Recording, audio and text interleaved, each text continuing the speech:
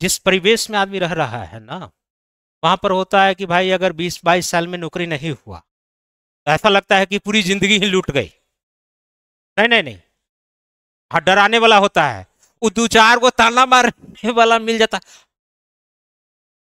क्या कर रहे हो, कुछ नहीं हुआ। दौर हुआ था लेकिन कब मैंने दौर में नहीं निकल पाए। अब वो ऐसा ऐसा बात बोलेगा, लगेगा कि भाई अब दुनिया में अब जीने लायक हम नहीं है। अब जो है किसी को मुंह दिखाने लायक अब नहीं है। अब ये तैयारी नहीं, और तैयारी तो छोड़ो, तैयारी करना बुरी बात नहीं है। एक तो एक ऐसे आदमी का बता देंगे जो 58 साल में 58 या 59 ईयर्स में प्रोफेसर बने हैं। हाँ नीट निकाला है।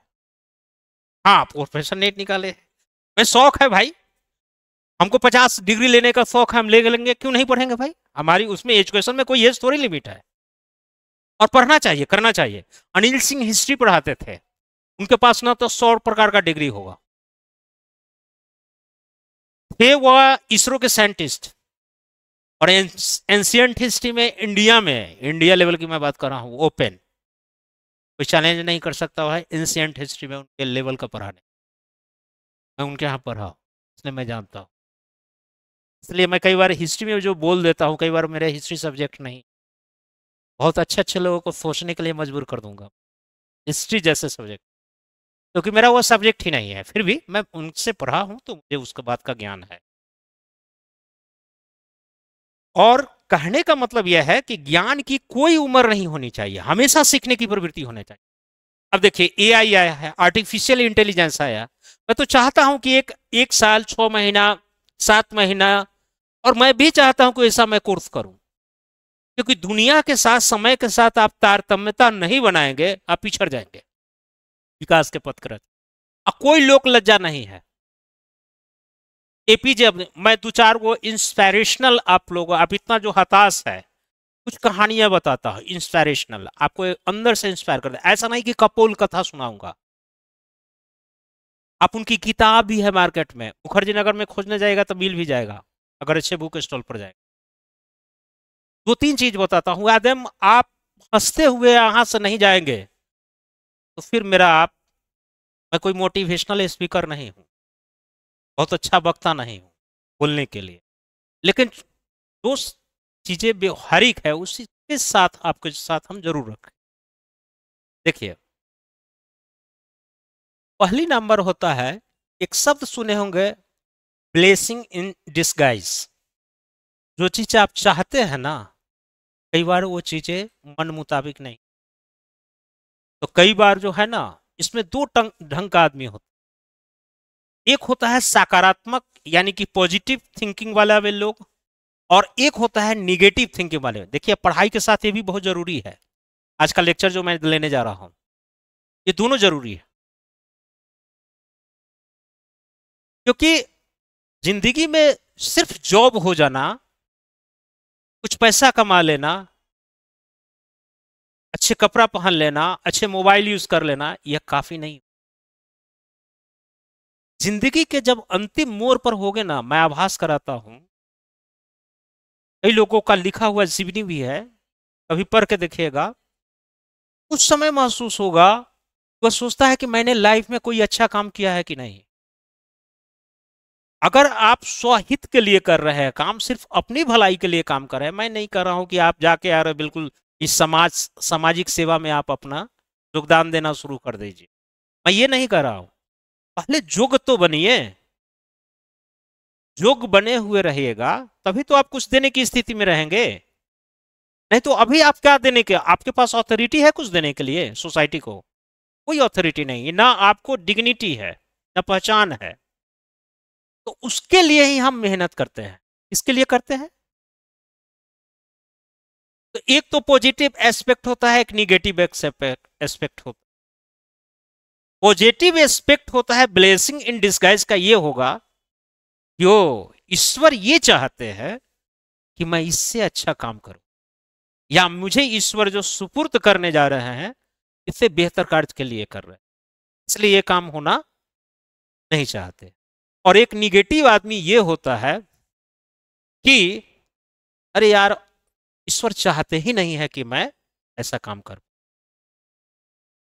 देखिए, स्थिति तो एक ही है ना, और स्थिति तो एक ही है ना, लेकिन एक का रिजल्ट कैसा दिखेगा, पॉजिटिव, और एक का रिजल्ट कैसा दिखेगा। समझ में आया। एपीजे अब्दुल कलाम के बारे में तो सुने होंगे, ऐसा नहीं कि हम कपोल कथा कह रहे हैं, जाके उठा कर दीजिएगा, उनका लिखा हुआ बुक है इग्नाइटेड माइंड, तेजस्वी मन, को पढ़िए, है कि नहीं। नोवेल्स पढ़ना चाहिए, अच्छी नोवेल्स, खासकर ऐसे नोवेल्स। वहां पर एक जगह पर जिक्र किया है उन्होंने, उन्होंने एयरफोर्स, अगर आप फिजिक्स से होंगे या मैथ आपके साथ इंटरमीडिएट में होगा, तो एक टेक्निकल ग्रेड निकलता है एयरफोर्स में, टेक करके, एक होता है नन टेक, एक होता है टेक।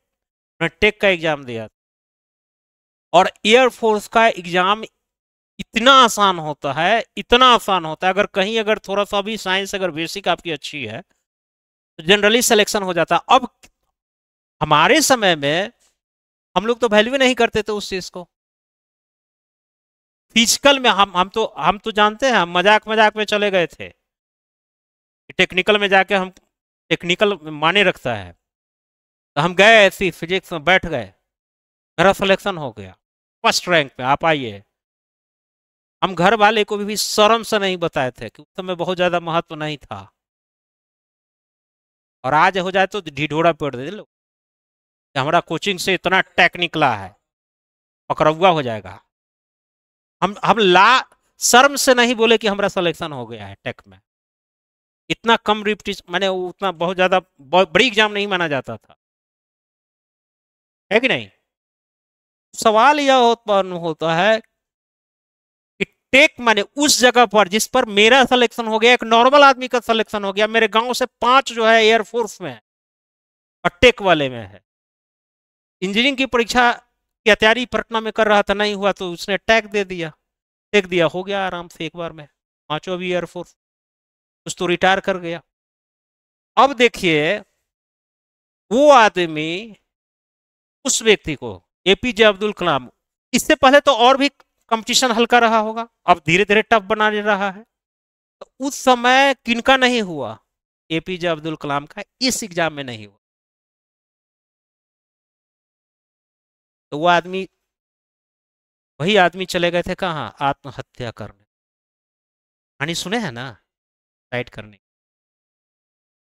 वहीं पर मिले थे, एक ऋषि थे, उन्होंने कहा थे, उन्होंने एक स्टेटमेंट दिया, तुम क्या करने जा रहे हो, मैं जो है मेरा इस प्रकार से नहीं हुआ है कि बहन की शादी करना है, ये है पूरी घर की जिम्मेवारी। और उस समय वह न्यूज़पेपर बांटा करते थे, इनसे इनका घर की खर्ची चलती। उन्होंने काम किया, उन्होंने एक स्टेटमेंट दिया था, उन्हें साधु के पास गए, बोले थे कि तुम इसके लिए नहीं बने हो, ईश्वर इससे ज्यादा तुमसे काम करवाना। और ये बात इतना घर कर गया वो व्यक्ति को, उन्होंने बाद में जाकर उन्होंने इस है, उसके बाद जो उन्होंने काफी, उन्होंने उसके ऊपर रिसर्च किया, और ये उन्होंने इसरो, नाम तो सुने ही होंगे, इसमें उनका दाखिला होता है कि नहीं।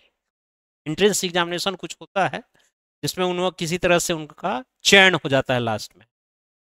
आज देखो, डिफेंस के क्षेत्र में, डिफेंस के क्षेत्र में डीआरडीओ, डीआरडीओ, और स्पेस के एरिया में इसरो, उसको पूर्णतः लीड करने वाले प्रोग्राम में उनका नाम आता है। और 1983, बहुत ज्यादा दिन पहले की बात नहीं है, 1983 में इंटीग्रेटेड प्रोग्राम चलाए थे, मिसाइल प्रोग्राम, है कि नहीं। और बाद में एक पटना सुने होंगे, पटना, पटना क्या है, न कहना कि बिहार की राजधानी पटना नहीं है, यह है डिफेंस सेक्टर से रिलेटेड है। पी से पृथ्वी, ए से अग्नि, टी से त्रिशूल, एन से नाग, ए से नहीं, आकाश, जो आकाश डिफेंस सिस्टम देख रहा है, 1983 का प्रोग्राम ही शुरू कर दिया था। आज देखिए आकाश हल्का मचा दिया है। तो एक दिन में साइंस एंड टेक्नोलॉजी इतना डेवलप नहीं कर जाता, दिनों का प्रयास होता। और ये सारी चीज करने के बाद बताओ, और बाद में अग्नि पुरुष के रूप में उन्हें जाने जाना लगे, है कि नहीं? इग्नाइटेड माइंड इसी चीज के ऊपर लिखा गया है। तो वो आदमी जो कल होकर सुसाइड करने की स्थिति में है, वो आदमी आज देखिए पूरा वर्ल्ड याद कर रहा है साइंस के, कर रहा है कि नहीं? भूल गया है क्या कोई?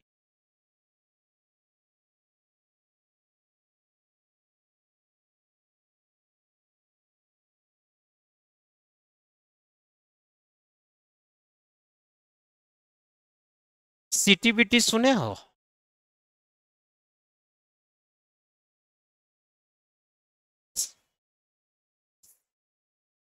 पूरा कहानी सुना देता हूँ, आज मैं आनंद आ जाएगा। पूरा एक कहानी बताता हूँ। बहुत पहले जब द्वितीय विश्व युद्ध हुआ था 1945 और 39 और 45, सर पर आए होंगे हिस्ट्री में। तो उससे पहले जब फर्स्ट वर्ल्ड वॉर हुआ था, तो फर्स्ट वर्ल्ड वॉर में वर्साई की संधि हुई थी, और उसी में द्वितीय विश्व युद्ध का बीज छुपा हुआ था, सीड्स कहा जाता। तो इसमें जो है ना, यूएसए को लग गया था इसमें। और जर्मनी का हिटलर था, और जर्मनी में एक वैज्ञानिक हुए थे, कौन? उसका फिजिक्स में सिद्धांत भी पढ़ा जाता है, हाइगेंस का सिद्धांत। हाइगेंस हाइगेंस बहुत बड़ा वैज्ञानिक था। हिटलर ने कुछ कार्य सौंपा था हाइगेंस को, अब नहीं मिलेगा बुक, जैसन मजा आ गया, छेड़ दिया तो जाता हूँ। हाइगेंस को दिया गया था कि इस पर जो है कुछ जो है प्रोग्राम चलाइए, ऐसा चीज बनाओ जो हमको वर्साय का संधि किया है ना, या बहुत सारी जो ये ट्रीटी किया है, का बदला ले, प्रतिशोध का भावना ले। तो उन्होंने गुप्त रूप से प्रोग्राम करना शुरू किया कि हम ऐसा एक बम बनाए कि मदर ऑफ ऑल बम्स हो, और उसके हाइगेंस को डिप्यूट, और इसी के ऊपर उन्हें परमाणु के ऊपर उन्होंने कुछ शोध करना शुरू किया। ऐसा नहीं कि परमाणु बम वो जानता था कि परमाणु बम ऐसा हो जाएगा, वो ऐसा शोध करते, वो करते करते करते वो परमाणु बम तो नहीं बना पाया, लेकिन वो दे दिया एक सिद्धांत जिसको हाइगेंस का सिद्धांत। करने गया था कुछ और हो गया। लेकिन यह खुफिया जानकारी यूएसए को लगी कि कुछ जर्मनी जो है कुछ करने जा रहा है, यानी वैसा नहीं, कंसेप्ट नहीं आया था एटम बम, लेकिन ऐसा लग रहा था कि कुछ ऐसा बना रहा है विध्वंसक चीज। तो उन्होंने एक गुप्त प्रोग्राम चलाया जिसको कहा जाता है Manhattan program. Manhattan program Google पर सर्च कीजिएगा तो पता चल जाएगा, यह बहुत गुप्त प्रोग्राम था, और यह था परमाणु बम से रिलेटेड। और मैनहट्टन इतना गुप्त प्रोग्राम था कि किसी को पता ही नहीं था, किसी भी खुफिया विभाग के, देश के खुफिया विभाग को पता ही नहीं था कोई वैसा बम बना। और वह मैनहट्टन परियोजना जो के कारण वह बना लिया, वो सक्सेसफुल हो गया, लेकिन वर्ल्ड को कभी नहीं। लेकिन जैसी सेकेंड वर्ल्ड वॉर हुआ, और 1939 में देखते होंगे जापान ने पर्ल हार्बर इस सब पर बम गिराए थे, वह यूएसए का डिग्निटी क्षेत्र में था। तो पर्ल हार्बर पर जैसे ही बम गिराकर पूरा खत्म कर दिया, तो पूरे प्रतिष्ठा पर पड़ा था किसको? यूएसए को। तो इसी प्रतिशोध में, जो ये कभी दुनिया को नहीं बताया था कि परमाणु बम है, तो उन्होंने एक टारगेट किया इसी प्रतिशोध में, क्योंकि इज्जत प्रतिष्ठा पर पड़ना, पर्ल हार्बर उसके लिए बहुत बड़ा ऑनर की चीज थी। उन्होंने क्या काम किया कि इसके प्रतिशोध में उनका मेन मकसद था टोक्यो को उड़ाने को, टोक्यो शहर को, राजधानी को ही पूरा बम गिराने से टारगेट रखा गया था। और उन्होंने उस बम को गिराने के लिए एक स्पेशल विमान और उस बम को रखकर वह जैसी ऊपर की ओर ये कर, क्योंकि यूएसए कितना पश्चिम में है, और जापान पूर्व में पड़ता है, मैप में देखे होंगे। तो वहां से उन्होंने बिल्कुल ही फ्लाइट करके वो जा रहा था, लेकिन वहां से एक चलती है jet stream. Jet stream just बहुत तेज चलती है खास हाइट पर। उस समय पता नहीं था, ज्योग्राफी में देखिएगा उस समय जेट स्ट्रीम का कंसेप्ट ही नहीं था। तो उन्होंने महसूस किया कि एक ऐसी तेज हवा बह रही है जो हमारे वायुयान को आगे बढ़ने से रोक रहा है। तो एक तो उसका लिमिट होता है फ्यूल, और उस पर से जेट स्ट्रीम चल रहा था। तो टोक्यो जो टारगेट था ना, वो टोक्यो टारगेट तक सही से पहुंच नहीं पाया। तो उसने तो मैं वायरलेस रहता है हर जगह पर कम्युनिकेट करने के लिए, बोला कि मेरे पास में फ्यूल भी कम है शायद, और बहुत तेजी से वहां तक नहीं हमारी जहाज पहुंचेगी। तो वहां से निर्देश दिया गया कि जापान का कौन सा शहर है जो तुम्हारे नजदीक में है, दायरे में आ जाएगा। बोला कि यहाँ से 2 शहर मुझे लगता है कि टारगेट में, हिरोशिमा और नागासाकी। तो उन्होंने फैटमैन और एक फैटमैन था और एक था वो लिटिल बॉय, फैटमैन और लिटिल बॉय। तो उन्होंने क्या काम किया कि उसी जगह पर उसने वो ड्रॉप आउट कर दिया दोनों। और दुनिया पहली बार देखा कि इतना ऐसा भी कोई बम बना है जो इतनी बड़ी विभीषिका कर दी। और उसी समय जापान दहशत में आ गया। नहीं तो एक नए रूप से जापान जो है, जैसे ब्रिटेन चला गया था, उसी प्रकार से उपनिवेशवाद देश के रूप में जापान उभर जाता। शायद इसी बम ने जापान को प्रसार करने से रोक दिया। और ये 2 शहर जो है तबाह हो गए बुरी तरह से। तो लोगों को ये होड़ लगी कि यह कौन सा बम है, कैसे बनाया। तो लास्ट में पता चला कि ये तो परमाणु बम होती। अब तो समझ आइए कि उससे लाख गुना प्रिसाइज्ड अब बम बन गया है कि नहीं। समझ आओ कि अब वो कितना बड़ा असर करेगा। आज भी अपंग पैदा होता है। कब गिरा था बम? 1940। और आज भी वहां के जो जनरेशन होते हैं वो अपंग पैदा होते हैं। तो इसी विभीषिका से बचने के लिए पहले आया था एनपीए और बाद में आया सीटीबीटी, है कि नहीं। सब हिस्ट्री में सर बताएंगे आप। एनपीटी आया था और फिर उसके बाद जो हो गया सीटीबीटी। सीटीबीटी को उसी को कहा गया, माने इसी को व्यापक रूप दिया गया, कंप्रीहेंसिव कहा गया, बैंड ट्रीटी। इसके बावजूद भी अब भारत को यह लग गया, भारत फिर सवाल उत्पन्न होता है कि आप जो है अब जो है अब कोई परमाणु विस्फोट हाँ परीक्षण नहीं कर पाएगा, प्रतिषेध कर दिया। तो भारत इस चीज का विरोध किया। बताते हैं इसको 3 देश विरोध किया था। सर पर भी बताएंगे हिस्ट्री में, वर्ल्ड हिस्ट्री जब पढ़ाएंगे। नहीं, अरे नहीं बना रहा था, सुन लो सुन लो। अरे पूरा कहानी सुन लोगे पूरा तुम्हारा ये हो जाएगा। ऐसे नहीं होता। पहला जो है सारा चीज सब सारे लोग जब बना लिए तो उसके बाद जो ये हो गया, 3 देश जो है उस पर हस्ताक्षर नहीं किया था। मन नहीं लग रहा है क्या? आनंद आ रहा है कि नहीं? नहीं आ रहा है? कहानी टाइप का तो बढ़ा रहा हूं, इसमें कोनो बहुत चीज थोड़ी है। पहला क्या है, जब ये क्वेश्चन छेड़ दिया था तो बता दिए हैं, पढ़ाने के आज मूड में नहीं था। पहला क्या हो गया, अरे हम कहानी के रूप में पढ़ाते हैं, तुमको पूरा आनंद आएगा।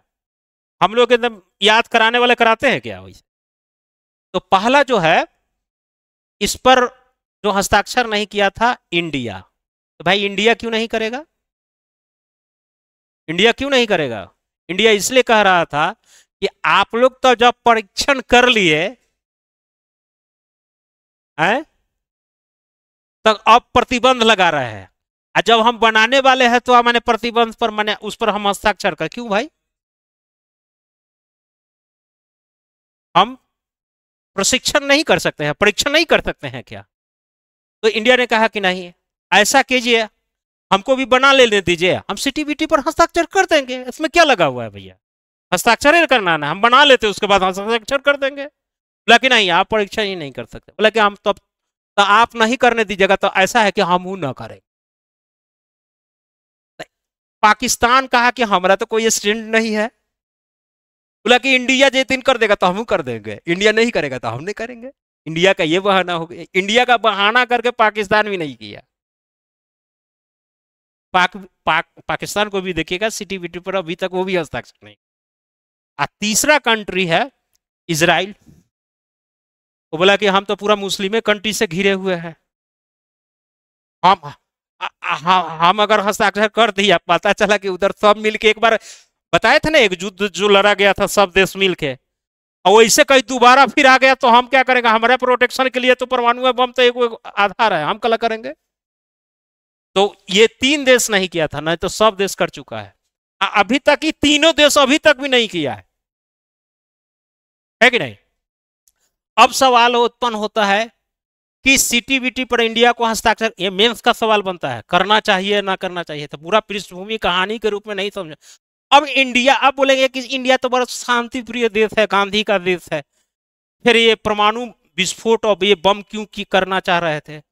भैया हम सिख है, बिना इंडिया को ठोकर नहीं लगता है तब तक बुद्धि नहीं खुलता है। एगो युद्ध भारत और पाकिस्तान का बहुत फेमस लड़ाई हुई थी, कब का? बांग्लादेश की आजादी के समय। 71 में तो मेरे साथ हुआ ही था, लेकिन जब जब हम इसको अलग करा रहे थे बांग्लादेश को, 65 में तो हमारा भारत और पाकिस्तान के बीच लड़ाई हुआ, और 1971 में लड़ाई हुआ था, कोनो अपना लिए नहीं हुआ था, बांग्लादेश को अलग करने के चक्कर में। तो बांग्लादेश को अलग करने के चक्कर में क्या हो गया? नाम सुने होंगे, 7वां बेरा लेके आ गया था। तो रसिया हमको उस समय प्रोटेक्शन किया था, जानते हैं 7वां बेरा में क्या था? उसने घोषणा किया था कि हम पाकिस्तान, भारत को परमाणु थ्रेट किया करने की मैंने वो धमकी दिया था यूएसए। उस समय इंडिया तो पूरा घबरा गया कि हमारे पास परमाणु का वैसा बना हुआ नहीं, या ऊपर से 7वां बेरा लेके आया है अब तो। लेकिन इंदिरा गांधी को बड़ा नीक काम करके आई थी। जस्ट पहले वो गई थी रसिया, रसिया से समझौता करके आई थी उस समय कि अगर आपके माने देश के ऊपर किसी प्रकार का आक्रमण अगर होता है, वह मेरे देश के ऊपर आक्रमण। इसको याद पड़ गया इंदिरा गांधी को, भाई तो हम तो अभी तुरंत समझौता करके आए हैं। वही बातें रसिया को कहे थे। रसिया बोला कोई बात नहीं है, 7वां बेरा भेज रहा है ना, बगले में वो हम लगाए हुए हैं अपना बेरा, सब भेज रहा है। और सारा उसके आने से पहले, वो तो अभी घोषणा किया था, उससे आने से पहले रसिया का पूरा जो है इंडिया का प्रोटेक्शन करने के लिए सारा अपना बेरा भेज, और वो सब पर था परमाणु से संपन्न। आज भी रसिया के पास सबसे ज्यादा परमाणु बम, यानी कि यूएसए से भी ज्यादा। तो सारा जगह पर कर दिया कि एक भी अगर इंडिया पर हमला हुआ, कल्याण नहीं, यहीं से है कि नहीं? उसके बाद में ईगल आया था ब्रिटेन का, और उसका था यूएसए का। ब्रिटेन वाला फोन करके एसओएस होता था पहले, तो बोल दिया था। अब जो है ब्रिटेन वाला बोला कि आई एम टू लेट, मैंने अथी पर बोला था कि आई एम टू लेट, हम लोग बहुत देर से पहुंचे हैं, इससे पहले रसिया वाला जो है पहुंच चुका है, और हम इंडिया को कुछ नहीं कर सकते।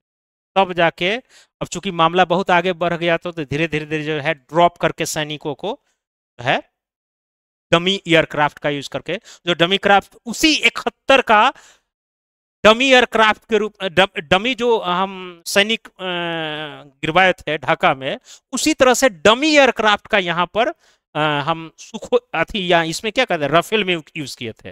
जो लोग बोलता है कि अरे यार एयरक्राफ्ट मेरा मारा गया, वो डमी एयरक्राफ्ट था। जो उस पर मिसाइल फायर किया था ना, तो उसका पूरा डिफेंस सिस्टम एक्टिव हो गया। बस जैसी डिफेंस सिस्टम उसका एक्टिव हो गया, मेरा जो है ड्रोन उसको टारगेट पता चल गया, जाके उसी पर जाके ब्लास्ट कर गया पूरा का पूरा डिफेंस सिस्टम, इसीलिए तो वो कोलैप्स कर गया। लेकिन यहाँ राजनीतिक चमकाना है तो मेरा राफेल गिर गया, राफेल गिरा नहीं था, वो डमी एयरक्राफ्ट।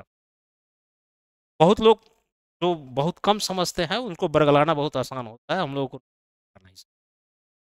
तो ये सारी की सारी चीजें होते हैं ना, उस डमी जैसे यहाँ एयरक्राफ्ट का यूज हुआ था, वहां पर डमी जो है वहां पर सैनिकों, और उसको ये किया गया था कि देखिए अगर आप अभी तुरंत सरेंडर नहीं कीजिएगा तो आपका हम पूरा ये उड़ा देंगे, ऐसे करेंगे वैसे करेंगे। उन्होंने बिल्कुल नहीं। तो ये एक तरह से पाकिस्तान का ही ना प्रांत था, एक तरह से बोला कि ये तो बड़ा बेइज्जती हो जाएगी। बस कहा कि सारा सरेंडर कर रहे हैं,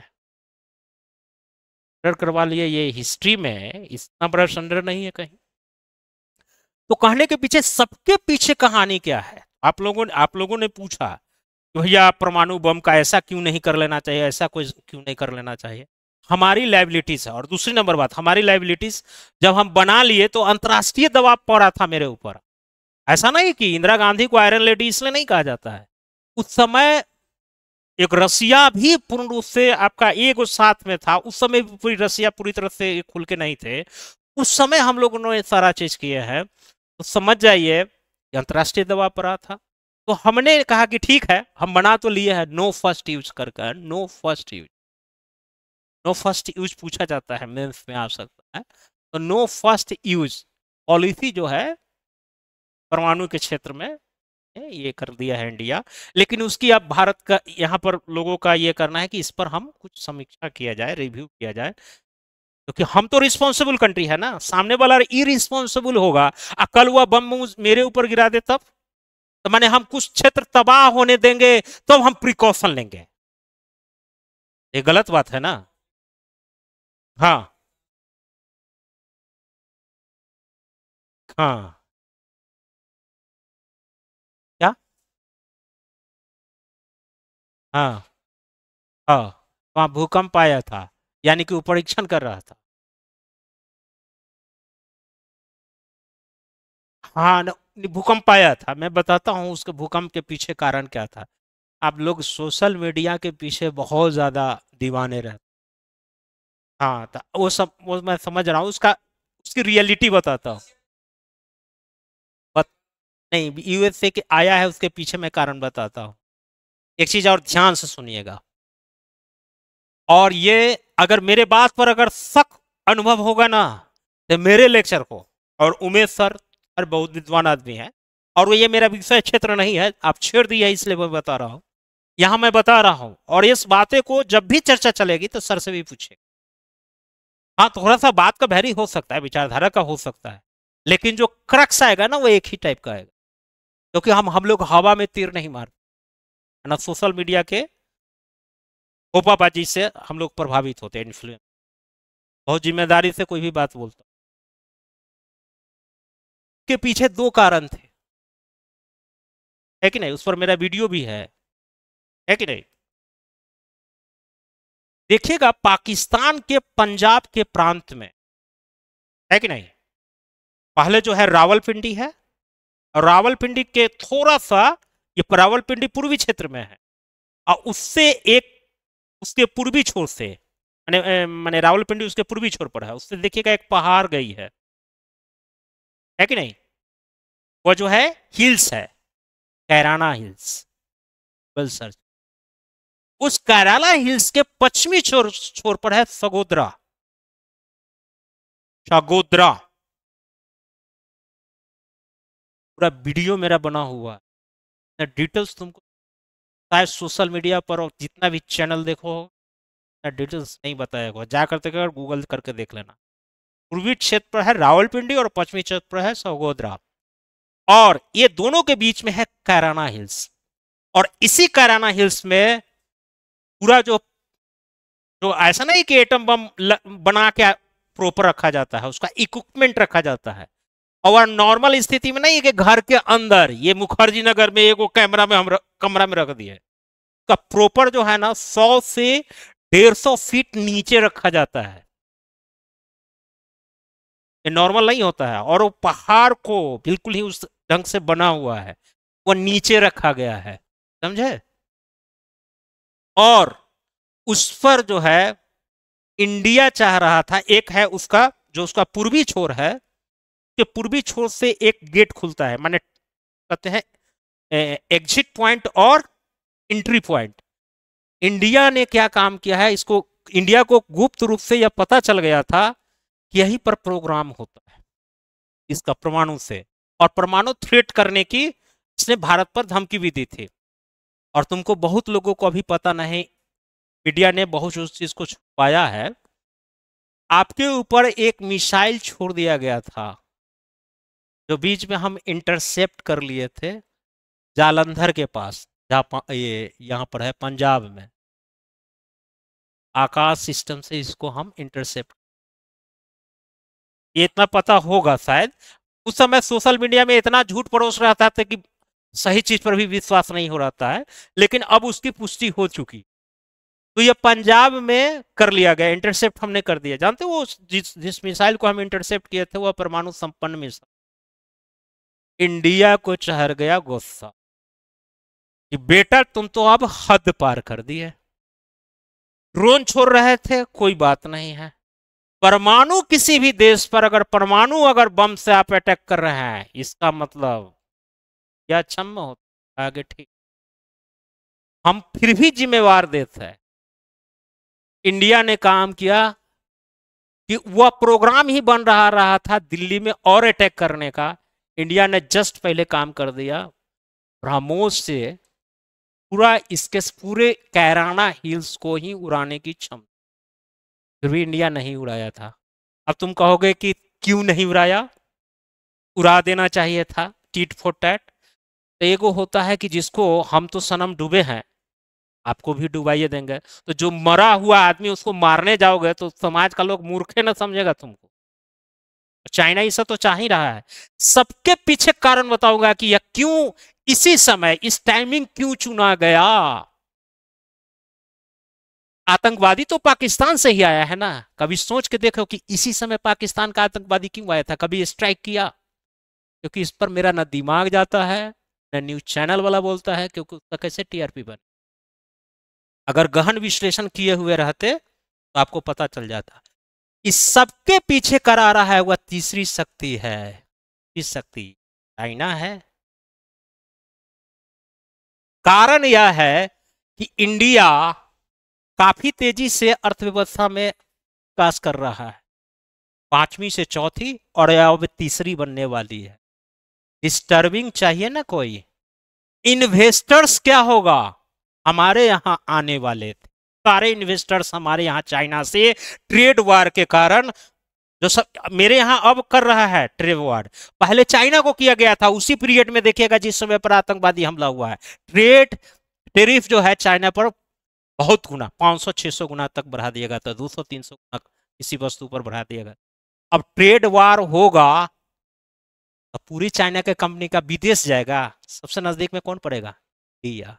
सारा कंपनी इंडिया में आ जाए। जैसी आएगा तो जो चौथी से तीसरी अर्थव्यवस्था पर आने वाला है उसको तो 6 महीना नहीं लगेगा, तीसरी अर्थव्यवस्था। चाइना सोचा कि है तो वंडर हो जाएगा, डायरेक्ट हम इंडिया से हम लड़ नहीं सकते हैं। गलवान में देख चुके हैं, हमारी एक बेइज्जती हो चुकी है, दूसरा का बेइज्जती हो गई तो वो सुपर पावर का मान भी ढह जाएगा और लोग इज्जत भी करना बंद कर देंगे। तो उसने बोला कि एक तो पालतू कुत्ता है ना मेरे पास, कौन है, करा लेंगे। सब दिमाग दिया हुआ है। उसी समय देखिएगा चाइना चाइना में दौरा होता है मीर का, एग्जैक्ट टाइमिंग देख लीजिए। मैं एक भी अगर फैक्ट्स गलत बोल रहा हूं और हवा में बोल रहा हूं, और कौन सा चैनल आपको बताया है सो बता। उसी समय मुनीर का ये होता है। और उसी समय यूएसए का भी देखिएगा, कुछ बिटकॉइंस को लेकर कुछ चर्चा चली है। दोनों जगह से इंटरकनेक्ट है कि इंडिया को डिस्टर्ब किया जाए। इंडिया, बहुत लोग जो है ना अभी सोशल मीडिया पर कि मोदी तो हीरो है, ये है वो है, डर गया, को अभी भी समझ में नहीं आता है। अब इंडिया सोच रहा था कि सांप भी मर जाए और मेरी लाठी भी नहीं करना। बहुत सोच समझ कर निर्णय लेना था कि हमने इसके उस काबे में तुरंत युद्ध पर आमादा नहीं हो गए, क्योंकि इन्वेस्टर्स पर बुरा असर हो। दूसरी नंबर पर जो वो टारगेट चाह रहा था वो हम फुलफिल नहीं होना देना चाहते। तीसरा मार्केटिंग ये है कि युद्ध के कारण वह जो F-35 बेचने का सौदा कर रहा था, जो आज फेल्योर की स्थिति में है, वह अब इसी युद्ध की उन्माद में हम बेच भी ले। सब मार्केटिंग सोचता है अपने फायदे के लिए। समझ में आया? इन सारी चीजों से वह क्या काम किया, इंडिया को घाटा था। इंडिया ने बहुत विवेकपूर्ण ढंग से काम लिया, बोला कि ठीक है तुम तो एक गलती कर चुके हो, हम दुनिया को प्रूफ करके ये बता दिए कि भाई इंडिया पर ऐसा ऐसा एटॉमिक हमला करने का ये किया गया था, सारा प्रतिनिधि गए थे कि नहीं, हमने दुनिया को अपने क्लच में ले लिया, यानी कि बात कह के अपनी ओर मंगवा लिए। अब चाइना और रसिया को, यूएसए को लग गया, इंडिया तो गजब का डिप्लोमेट खेल गया, हम तो नंगे हो जाएंगे माम में। अभी पॉलिसी आईआर अभी नहीं समझ में आ रहा है। अभी जब वो सोचा कि अब तो हम इसमें हम नंगे हो जाएंगे, तो उसने कहा कि भैया अब ऐसा हम करते हैं, इंडिया तो एक गेम खेल के गया है कि नहीं, अब ये तो हम साक्ष्य दे रहे हैं ना कि मेरे ऊपर आतंकवादी हमला, हम ही ये है। अब इंडिया ने क्या किया, काम किया, उसके बाद ये रहा कि ठीक है, अब जो है इंडिया उसी समय देखिएगा एक पॉलिसी में चेंज किया है, पॉलिसी एक बनाया है। उस समय एक पॉलिसी कहा जाता है कि अब जो है हम किसी भी, अगर मेरे ऊपर देश पर कोई आक्रमण अगर आतंकवादी हमला होता है तो हम उसे एक्ट ऑफ वॉर मानेंगे। घोषणा है कि नहीं, सेम उसी समय पर एक्ट ऑफ वॉर माना जाएगा। तो एक क्वेश्चन पूछा जा सकता है आईआर में, भारत की राजनीतिक माने में फॉरेन पॉलिसी में एक्ट ऑफ वॉर पॉलिसी से फॉरेन पॉलिसी पर क्या क्या प्रभाव पड़ सकता, सकारात्मक और नकारात्मक पहलुओं की। जब ये सारा क्रक्स आपको पृष्ठभूमि का पता नहीं रहेगा तो आप लिखने की स्थिति में रहेंगे। आना तो डिबेट्स में जो ये सोशल मीडिया पर जो एकदम भाव भाव करता है पार्किंग डॉग्स की तरह, वही कंसेप्ट लेके जाओगे तो कान उठा के मैंने ये रूम से बाहर नहीं कर देगा। एडमिनिस्ट्रेशन बनने जा रहे हो, तुमको इतना भी समझ नहीं है। दूसरी नंबर बात, ये सारी चीज हो जाने के बाद उन्होंने, इंडिया ने क्या काम किया कि अब इसको ये लग गया, अपनी पॉलिसी चेंज कर दिया, कहा कि ठीक है आतंकवादी पर आप लोग नहीं ना सुन रहे हैं अभी बात, तो हम अपने पॉलिसी को चेंज कर, अब आपसे अब अंतर्राष्ट्रीय स्तर पर अनुमति नहीं मांगने जाएंगे, हम भुक्तभोगी है देख लीजिए, हम बोल दिए ना, अब हम अपना पॉलिसी जा रहे हैं। और बड़ा अच्छा समय था, आपने कर दिया। अब आतंकवादी हमला को हम, एक होता है देखो, एक पर दो टर्मिनोलॉजी आएगा जो मेंस की दृष्टि से सुन लेना। एक होता है नॉन स्टेट एक्टर, एक होता है नॉन स्टेट एक्टर और एक होता है स्टेट एक्टर। एक होता है स्टेट एक्टर और एक नॉन स्टेट एक्टर आता था। तो सर थोड़ा बता दीजिए कि क्या कांग्रेस की सरकार इतनी कमजोर थी, हालांकि पॉलिटिकल रूप से आपको माने अथी कराएगा, बड़ा बढ़िया ढंग से फंसाएगा एग्जामिनर इंटरव्यू में कि देखिए नॉन स्टेट एक्टर और स्टेट एक्टर, तो कहने का मतलब है कि पहले जो है जो सरकारें थी वह कार्रवाई क्यों नहीं करती थी, इसका मतलब कांग्रेस कमजोर है और ये मोदी सरकार बहुत स्ट्रांग है? नहीं, वहां इमोशनली पाकिस्तान ब्लैकमेल कर बोलता था कि ये नॉन स्टेट एक्टर है, आतंकवादी क्या है, नॉन स्टेट एक्टर है, यानी नॉन स्टेट एक्टर है तो नॉन स्टेट पर तो कोई कंट्रोल ही नहीं है मेरा सर। आपके यहां भी वो तो पाकिस्तान भी कहेगा ना कि आपके पास भी तो चरमपंथी है, आपके पास भी तो चरमपंथी है, आपके पास भी तो ये कौन सा रणवीर सेना, कौन सेना अग्रिम पिछड़ी जाति का है कि नहीं, वहां हिंसा नहीं होती है क्या? और मेरे यहाँ हो गया तो ये आपका मेरा आतंकवादी हो गया, आपके यहाँ हो गया तो भाई आप मेरा करेक्टर हिला, बोल सकता है कि नहीं अंतरराष्ट्रीय सीमा?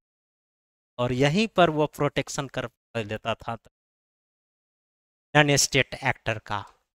तो इस बार कौन सा गेम हो गया बेटा, नॉन स्टेट का एक्टर और स्टेट एक्टर का खेल ही हम समाप्त कर दिए।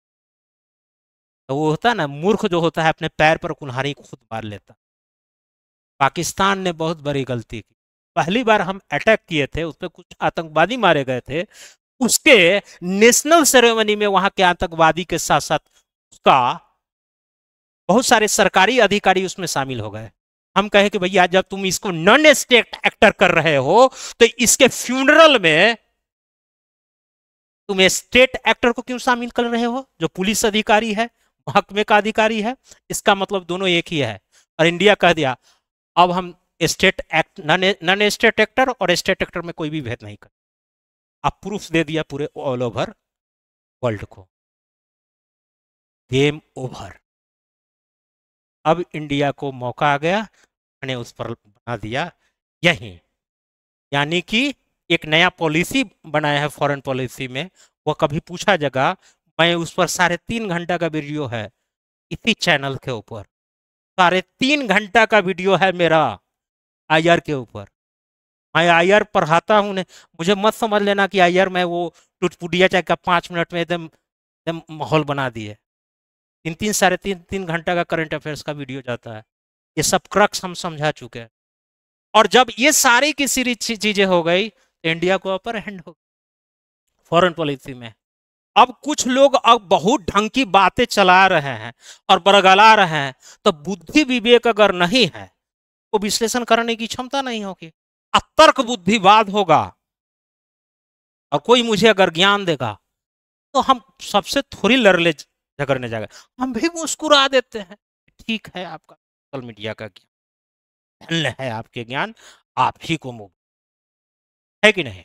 तो ये सारी की सारी किस प्रकार से पॉलिसी चेंजेस हो रहे हैं, तो कहां से कहां को रिलेट करके हम किसी। एक चीज और आया था जो तुम कह रहे थे, भूकंप आया था। भूकंप क्यों आया था बता देता हूं। जब कैराना हिल्स पर ब्रह्मोस गिरा था ना, तो ब्रह्मोस की क्षमता है, अचानक जो होता है, इंडिया जो बना रहा है अग्नि 5 को कर दिया है 1000 किलोमीटर, उसको कम रेंज किया है। और रेंज कम करके वो बना रहा है क्या, ये हाँ, जो इसी परमाणु भट्टियों को जो बहुत जमीन के अंदर होता है उसको डिस्ट्रॉय करने के लिए अब इंडिया बना रहा है। यह वर्ल्ड का यूनिक चीज हो जाएगा, यानी कि हम घर बैठे बैठे किसी बंकर को उड़ा सकते हैं। पाकिस्तान को, ये सिर्फ 2 देश के पास से क्षमता है किसी बंकर को उठाने के। परमाणु बंकर को उड़ाना इतना आसान नहीं होता है, बहुत फीट नीचे होता है जमीन के और पहाड़ के। यूएसए के पास है, जो वो ईरान में प्रयोग किया था। जो ईरान में प्रयोग किया गया था उसमें स्पेशल उसका विमान है जिसका यूज किया। तो बीच में इंडिया जैसा अगर उसका टेक्नोलॉजी रहता तो रास्ते में उड़ा देता उसको, लेकिन उसके पास, ईरान के पास टेक्नोलॉजी नहीं, इसलिए गिरा के चला गया। इंडिया को वो भी रिस्क लेने के जो हम घर बैठे बैठे उड़ा देंगे, घर बैठे बैठे। और उसी पर इंडिया के साइंटिस्ट अब माने उस पर लगभग रिसर्च हो चुका है। अब उसका रेंज कम कर दिया है और हमको रिस्क भी नहीं लेना रहेगा। और यूएसए का जो वो परमाणु जो भट्टी उड़ाने की क्षमता है, उसकी क्षमता से 4 गुना क्षमता होगी इंडिया की, ज्यादा पेंट्रेट करने की क्षमता। ये खुशी की बात है, ये हमारे डीआरडीओ के साइंटिस्ट का। इससे बहुत ज्यादा हर कंप में है बहुत सारे लोगों। हाँ, अब कहोगे कि तो ऐसा तो सब देश कर सकता है, इतना आसान नहीं होता है। विमान से गिराना है तो एक नेविगेशन सिस्टम के थ्रू करते हैं ना, लेकिन जो 5000 10,000 किलोमीटर की प्रति घंटा की रफ्तार से जा रहा है, 5 मेक के स्पीड से ज्यादा से जा रहा है, तो कंट्रोल करना साधारण बात है। एक प्रिसाइज पॉइंट पर गिरा देना साधारण बात है, कंट्रोल करना नहीं। तो इसी कंट्रोलिंग पावर पर एक हाई सीकर सिस्टम को डेवलप किया जा रहा है कि हम उसको प्रिसाइज करके एक पार्टिकुलर पॉइंट पर गिरा सके और पेंट्रेट कर सके। तो उस टेक्नोलॉजी को हम जब प्राप्त कर लेंगे तो हमारे लिए कोई थ्रेट ही नहीं रहेगा। बेटा, जिस बंकर में घुसे रहोगे, मेरी पेंट्रेटिंग पावर हो गई है 3 से 4 गुना ज्यादा, जहां गिराओगे वहां। कैराना हिल्स तो एक झलकी थी, हमने सिर्फ उसका एंट्री पॉइंट और एज पॉइंट को खत्म कर दिया। एक चीज और बता देना, यूएस क्यों इसमें इंटरसेप्ट किया, उसके पीछे कारण बता। जब बड़े बड़े देश के साइंटिस्ट के टेक्नोलॉजी को यह क्षमता ही नहीं है, इतना क्रिटिकल टेक्नोलॉजी होता है, यूएसए जैसा भीख मंगा देश परमाणु बम बना लेगा। वो सब परमाणु बम दिया हुआ है किसका भारे पर, यूएसए का, कंट्रोलिंग करने के लिए। किसको, भारत को और चाइना को। इसीलिए आग लगी यूएसए को और वो दौरा दौरा आया।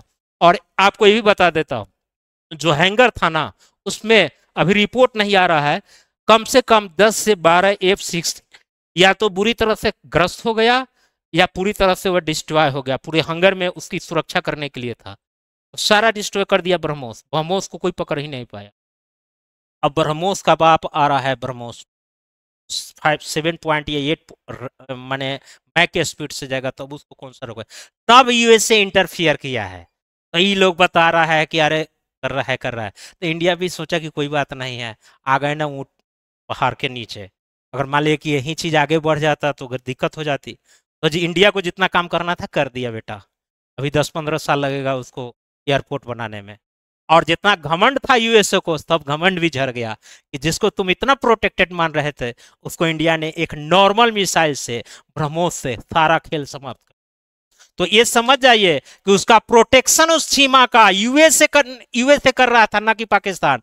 और जब हम यूएसए के टेक्नोलॉजी को हम धत्ता बता दिए, आज तो लगेगा ही ना भीतर। खिसियाल बिल्ली क्या करेगा, हम नहीं छोड़ता है, गांव देहात की कहावत है। तो वही वही गुस्सा उतार रहा है कि इंडिया पर टेरिफ लगा दो। तो कभी कहता है कि उस पर एप्पल पर वहां प्रोडक्शन ना करो। तो सब खिसियानी बिल्ली का नतीजा। अब हमको लगता होगा कि जितना भी कूड़ा कचरा भरा होगा सोशल मीडिया से सुन के बहुत सारी चीजें क्लियर हो गया।